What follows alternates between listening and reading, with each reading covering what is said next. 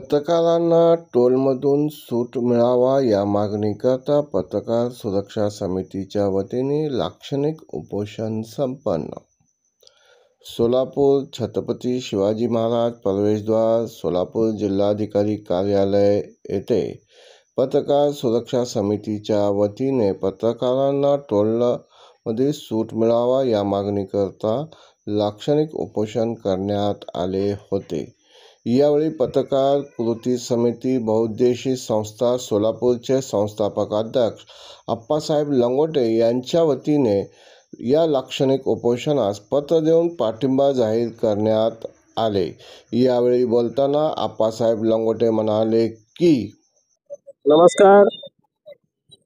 आज आमचे श्रेय मित्र पत्रकार सुरक्षा समितीचे यशवंतजी पवार साहेब यांनी या ठिकाणी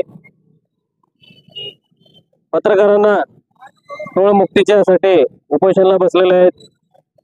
त्यांच्या उपोषणाला आमच्या पत्रकार कृती समितीच्या वतीने व सर्व पत्रकारांच्या वतीने आम्ही त्यांना या ठिकाणी जाहीर पाठिंबा देत आहे. त्यांना पत्रकार देऊन त्यांना जाहीर पाठिंबा देत आहे.